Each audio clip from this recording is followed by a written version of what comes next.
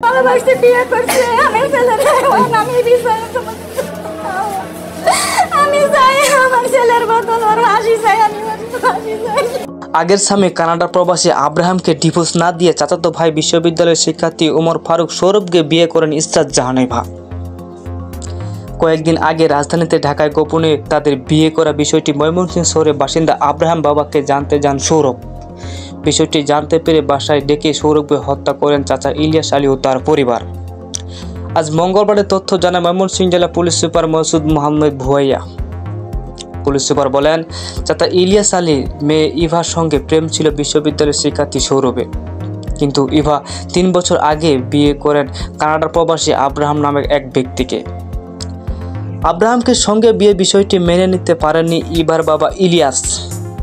তবে সেই স্বামীকে ডিভোর্স না দিয়ে চাচাতো ভাই সৌরভকে আবারও বিয়ে করেন ইভা। কিছুদিন আগে ঢাকায় গোপনে বিয়ে করেন ইভা ও তার সৌরভ। আর এই বিষয়ে পরেই প্রচণ্ড ক্ষিপ্ত হয় ইভার পরিবার। মেয়ের মা জানতো এবং মেয়ের মা প্রশ্রয় দিয়েছে। প্রেসিডেন্সি ইউনিভার্সিটি প্রথম বর্ষের শিক্ষার্থী ওমর ফারুক সৌরভকে হত্যার পর মরদেহ 4 টুকরো করে একটি লেগাজে ভরে ময়মনসিংহ সদর উপজেলা মন্তলা ব্রিজের নিচে সুতিয়া নদীতে ফেলে দেওয়া হয়। পুলিশের সেই লেগাজটি সূত্রে ধারণে খুনিদের শনাক্ত করেও গ্রেপ্তার করেছে।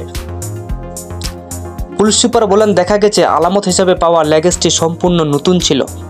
আমাদের পুলিশ সদস্যরা ময়মনসিংহ নাগরিক গোয়েঙ্গিনাপাড়া এলাকায় কয়েকটি দোকানে গিয়ে এ ধরনের লেগাজ করা বিক্রয় করার রাহুল চাচা সে আমার বাবা মাকে ফোন করেছে, সে আমার ভাইকে জবাই করে ফেলবে, আমাকে জবাই করবে, আমার মাকে জবাই করবে, সবাইকে জবাই করবে, এগুলো সে দেখ। মোবাইলে রেকর্ডও আছে, অনেক গালিগালাজ করছে, এরকম কি অনেক ভয়ভীতিও দেখাইছে। একটা গর্তের মধ্যে সবারই ফেলায় আমার বোন। সেই বিষয়ে খোঁজ খবর নিলে একটি শোরুমের তথ্য পাওয়া যায়। পরে সেই শোরুমের সিসিটিভি ফুটেজে পর্যবেক্ষণ করে দেখা যায় গত 1 জুন শনিবার রাত 8টার দিকে শোরুমের চাচা ও শ্বশুর ইলিয়াস আলী ও তার শালক আসাদুজ্জামান ফারুক এই লেগসটি ক্রয় করেন। বিয়ে করলো মারিয়াল বাপ আমি করলাম তো মারিয়াল যাই বলছি মাইয়া ডাকে আমার মায়ে কি আমার মারিয়াল বউ চলে তো ওই আসলে আমার বোধের এই অবস্থা করবো আর আমার বোতাই তার বাসার। এই লেগাজের সূত্রে ধারণা অভিযানে চালিয়ে পুলিশ গত রাতে ফারুকের ঢাকা থেকে এবং ইলিয়াস আলীকে ময়মনসিংহ সীমান্ত উপজেলায় ধোবাউড়া থেকে গ্রেপ্তার করে। সৌরভের দেহ বহনকারী প্রাইভেট কার সহ চালক আব্দুর হান্নানকেও গ্রেপ্তার করা হয়েছে।